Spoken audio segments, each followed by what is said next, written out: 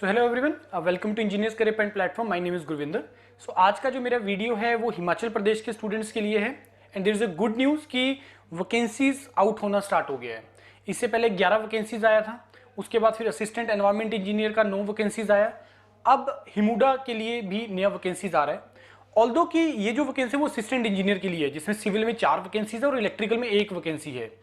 अब मोटिवेशन देखो एक बनती है कैंडिडेट की नंबर ऑफ वैकेंसीज को देख के, लेकिन मेरा मानना ये है कि आपको एग्जाम्स देते रहना चाहिए, क्योंकि आज ये 4 का आया है, कल को 10 का आएगा, फिर 50 का भी आएगा, जूनियर इंजीनियर के लिए भी आएगा। ऑल्दो कि असिस्टेंट इंजीनियर का जितना भी एग्जाम्स होना है उसमें जो एग्जाम पैटर्न है, जो पेपर 2 है वो आपका सब्जेक्टिव है, जूनियर इंजीनियर के लिए आपका ऑब्जेक्टिव पेपर है। तो प्रिपरेशन का करने का तरीका सेम ही है, सिर्फ क्वेश्चंस को प्रैक्टिस करने वाला जो डिफरेंस आएगा, राइट। अब मोटिवेशन की जो मैं बात कर रहा था कि नंबर ऑफ वैकेंसी सर कम है, उस चीज़ को एक साइड पे रखते हैं।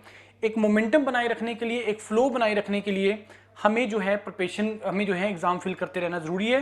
दिमाग में ये टारगेट होना चाहिए कि सर मेरा ये मार्च में एग्जाम है, मेरा मई में एग्जाम है, एक सीट है मान लो सपोज, तो वो भी तो यार किसी ने लेनी है, तो वो आप क्यों नहीं हो सकते हैं जो ढंग से प्रिपरेशन करके जा रहा है, राइट। तो ये छोटी छोटी चीजें हैं जो मैटर करती हैं, वो माइंडसेट वाली बात है, मतलब साइकोलॉजिकल है कि आप अपने दिमाग को किस तरीके से चलाना स्टार्ट करते हो, ये उसी तरीके से चलना स्टार्ट करेगा।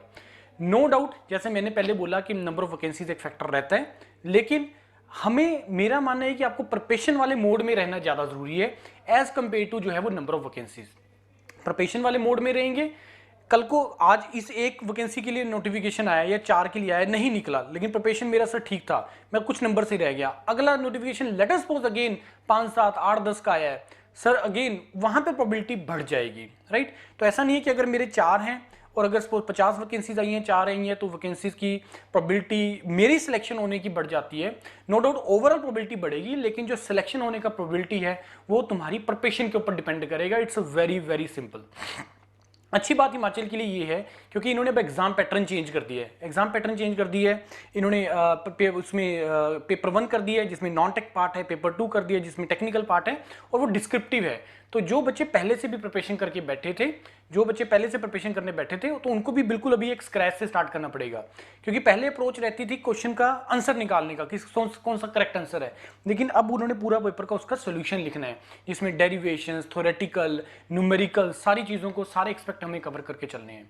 इंजीनियर्स करियर पॉइंट एक ऐसा प्लेटफॉर्म है जिसमें योरपीडिया से बहुत सपोर्ट मिलता है, टीम मेंबर सेम है योरपीडिया में, इंजीनियर्स करियर पॉइंट में। यहाँ चंडीगढ़ में हमारे इंस्टीट्यूट में सेंटर में क्लासेस चलती हैं, ऑनलाइन क्लासेस चलती हैं। तो प्रिपरेशन दोनों तरीके से यहाँ पे हम करते हैं, डिस्क्रिप्टिव के पॉइंट ऑफ व्यू से भी और ऑब्जेक्टिव के पॉइंट ऑफ व्यू से भी।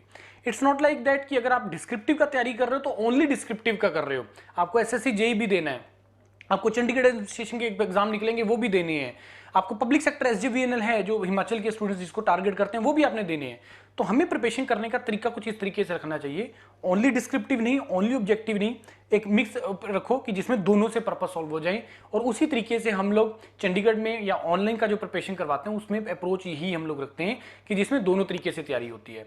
अभी जो वैकेंसी जाने में, जैसे मैंने आपको बताया, थोड़ा सा आपको नोटिफिकेशन बता भी देता हूँ मैं कि इसका क्लोजिंग डेट 15 दिसंबर है इसका अप्लाई करने का। 4 इसमें टोटल वैकेंसीज आई हैं, 4 वैकेंसीज हैं, अनरिजर्व्ड 1, ईडब्ल्यूएस की 1, उसके बाद ओबीसी की 1 और आपका एक एक्स सर्विसमैन की है इसके अंदर।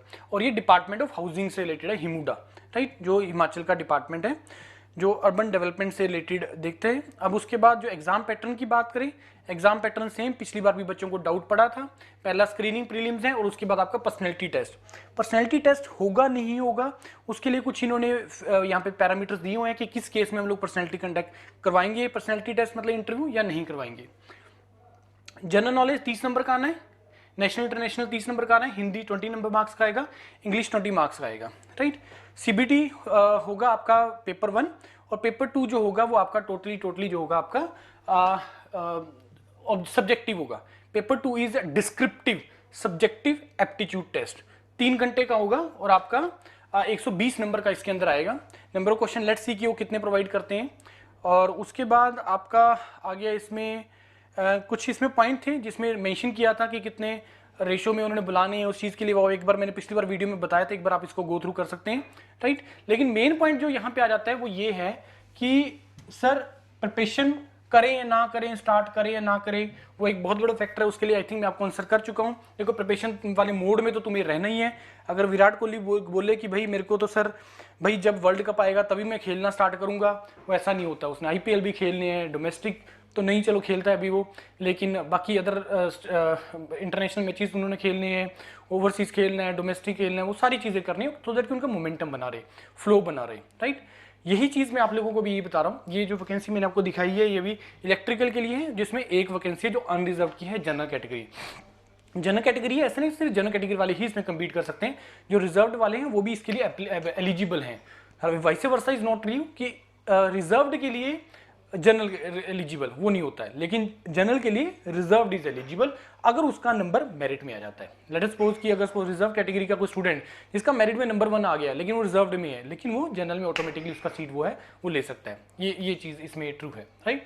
तो आप लोग प्रिपरेशन करो, जो भी इंटरेस्टेड है गूगल फॉर्म फिल करो, ऑफलाइन आ जाओ, मेरे पास क्लासेस स्टार्ट हो गई हैं, ऑनलाइन आ जाइए, जिस मर्जी तरीके से कर दीजिए। जो भी इंटरेस्टेड है मेरे को कॉल कर लीजिए, डायरेक्टली डिस्कशन कर लो, विक्रम सर से डिस्कशन कर लो और अकॉर्डिंगली आप प्रोसीड करना स्टार्ट कर सकते हैं, राइट।